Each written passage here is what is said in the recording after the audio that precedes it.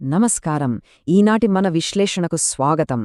ఈరోజు మనం ఒక అద్భుతమైన, నిజంగా చెప్పాలంటే మనసును లోతుగా కదిలించే ఒక కథను మాట్లాడుకోబోతున్నాం. ఇది ఎక్కడో మారుమూల అడవిలో జరిగిన ఒక అసాధారణమైన మానవతామూర్తి కథ.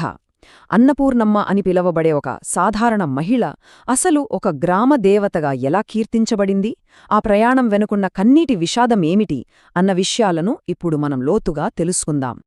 ముందుగా ఒక చిన్న ప్రశ్నతో మొదలుపెడదాం.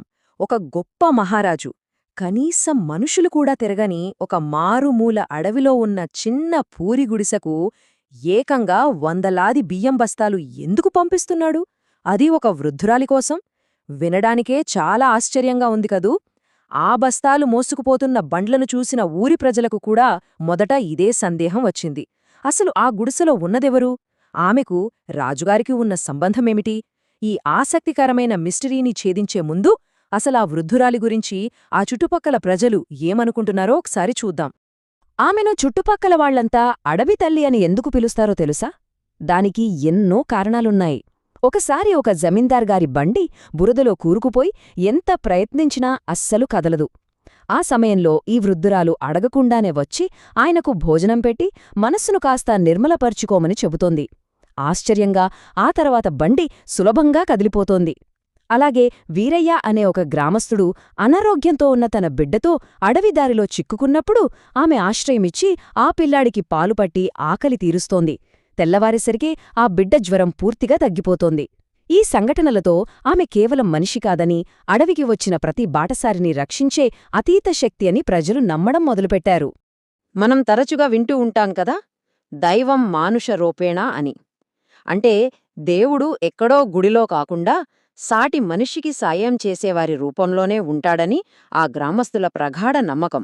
ప్రతి బాటసారికి నిస్వార్థంగా ఆకలి తీరుస్తున్న ఆ వృద్ధురాలిని దేవుడే పంపిన దేవతగా, సాక్షాత్తు అన్నపూర్ణేశ్వరి దేవిగానే వాళ్లు కొలవడం ప్రారంభించారు.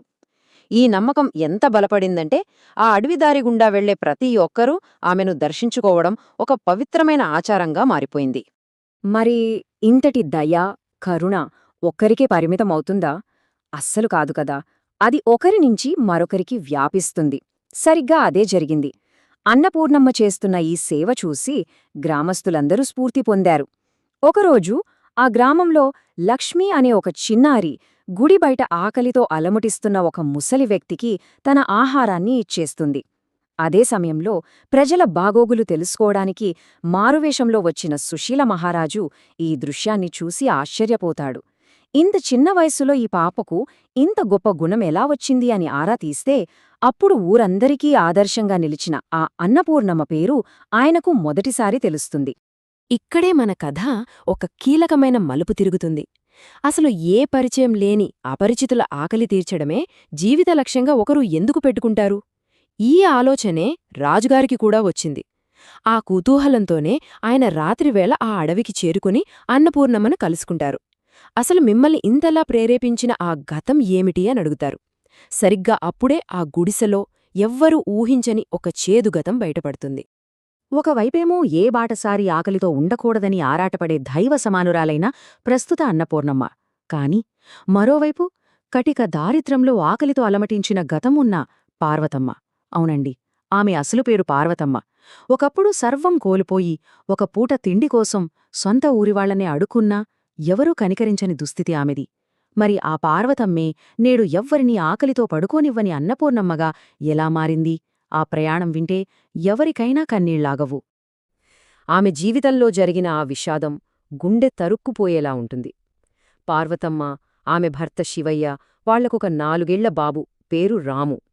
కష్టపడి పండించిన పంట చేతికొచ్చిందని సంతోషించేలోపే ఆ రాత్రి వచ్చిన భయంకరమైన వరద వాళ్ల ఇల్లు, పొలం అన్నీ తుడిచిపెట్టుకుపోయేలా చేసింది.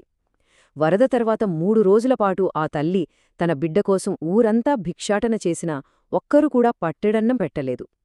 చివరికి ఆకలి తట్టుకోలేక అనారోగ్యంతో భర్త, ఆ పసికందు రాము ఇద్దరూ ఆమె కళ్లముందే ప్రాణాలు వదిలారు. ఆ క్షణంలో ఆ తల్లి పడిన వేదన, ఒంటరితనం బహుశా మాటల్లో వర్ణించలేం. ఎవ్వరూ సాయం చెయ్యలేదు. ఒక పసివాడు ఆకలితో ప్రాణాలు వదులుతున్నా ఆ కష్టకాలంలో ఆ ఊరు మొత్తం తలుపులు మూసుకుంది. మానవత్వం చచ్చిపోయిన ఆ క్షణాలే ఆమెను ఎంతగానో కలచివేశాయి.